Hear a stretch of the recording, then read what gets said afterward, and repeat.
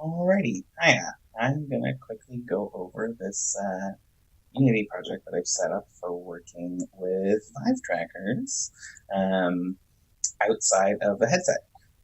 So you can see that first up we have our little camera rig going on. The camera on the camera ring is turned off because we are using this main camera, which you can see over here has been output to the main display, so that your game window is not a mimic of what the headset would be seeing like you would normally have when you're using the Vive. We've got a floor, not super exciting, this Vive tracker, and a sample target, which one of the scripts will need.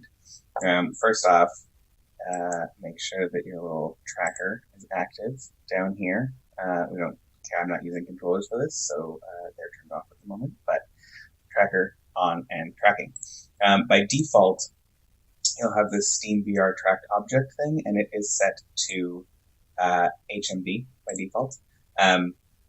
What device number this actually is going to be determined by what order you sync your Vive tracker and or trackers. So the easiest way to figure out what's going on is to go ahead and press play and watch it in your scene view. You'll see that it's not moving when I move this because it's not hooked up properly. So if we just click through these while shaking this, you can kind of see it's up in the corner, which means it's device 1 is one of the lighthouses, device 2 is probably the other lighthouse, device 3 shakes around. So we know it's device 3. I'm going to go out of play mode, set this back up to device 3, and then turn on this little detect shake, which is the first sample script that I have set up. Go back into play, and what this is going to do is give you an output. I want this to go away. Output for how fast we are shaking it. You'll see that it changes color, but also that this little is shaking bool will go on and off, so that if you want to script something for when it is shaking or isn't, you can do that. But if I shake it here, it stays on, also changes color, because why not? And then I stop. Cool, so that's that one. We are going to turn it off. The ray script is just a ray directly out of its face, which you can see in the scene mode. In the game mode, doesn't have any feedback because there's nothing scripted to it yet. But when it points at the floor, you'll see over here in the console that there is an output. So in the back of this script, there is actually some kind of options for what to script into.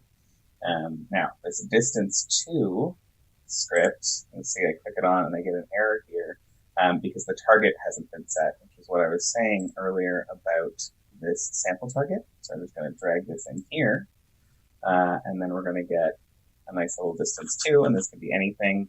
And I mean, when I use these sometimes, or I'm using this for a game right now that doesn't involve any kind of screen-based output, so the distance 2 is all in the background. And the players don't know anything other than the feedback that I give them for other avenues. So one of the avenues is audio, but you can do whatever the hell you want with that. When it gets close, changes color, far away, again, somewhere in there. Yeah, which is pretty simple.